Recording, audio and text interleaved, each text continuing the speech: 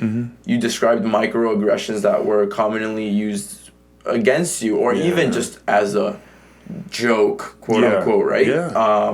But how do you deal with that? I'm sure, I mean, hopefully it's not as bad today, but I'm sure it doesn't just go away randomly, right? Just because you move states. So how do you deal with that? How did you deal with that as a kid, and how does it work today? Well, I think, like, when I was a kid, like, you just don't know what to do. Because, like, you look back on it, and you're like, damn, like, that person said something that, like, probably wasn't okay.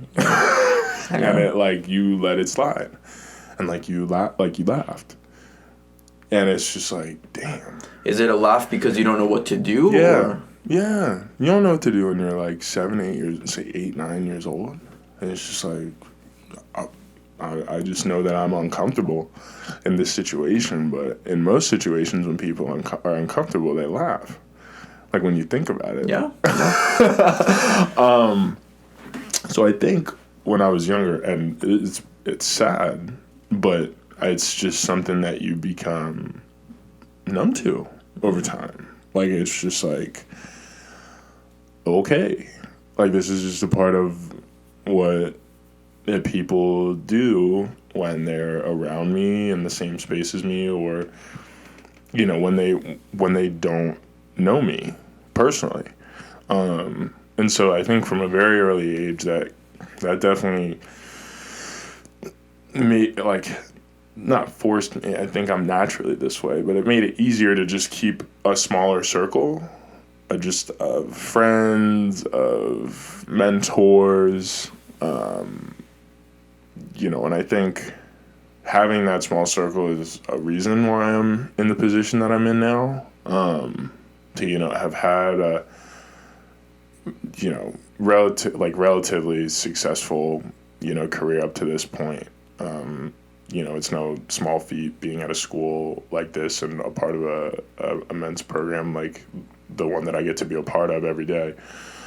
But also, like, beyond that and the opportunities that I'm trying to set myself up with, like, beyond, I think that's credit to having, you know, a small circle and a focused process of just, like, okay, like, is this person safe to be around? Like, are they going to say something that's like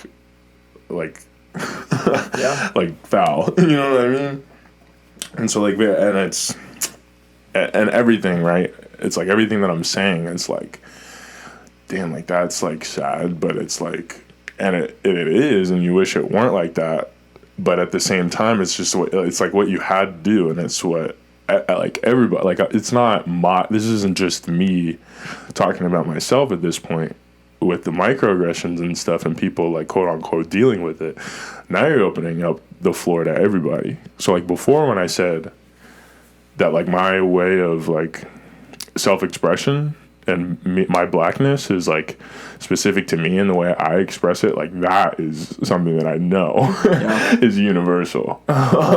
You know, Like, which part? Sorry. Just, like, having to deal with microaggressions and being uncomfortable, and having a certain way of,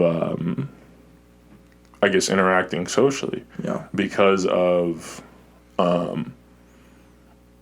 what you've experienced. See, know? I asked again because I wasn't sure if you were referring to the small circle. Mm-hmm. But then when you said microaggressions, obviously I understand that's universal. Yeah. But what caught my eye right now, you said social interactions and how that's affected and how that's universal. Mm-hmm. Never thought about that. That's exactly why we're doing this, right? Yeah. We all need to learn. I had never thought about that. No, yeah, it's a part of the way it just becomes a part of the way you move. Yeah. Like, and, you know, it may be reflected. Oh, like Reese has a shell, or, like, Reese, like, doesn't, like, get, like, isn't open, or, like you could use whatever, like, negative word, and some of it might be true, like, I don't know, but I can assure you that a lot of it is because of the way, like, the layers and layers and layers of kind of social boundaries that I've had from a very, very early age. And, you know, not everybody's thinking on that wavelength. So it's like you can't expect people to just know that. So you gotta keep it moving. Yeah, of course.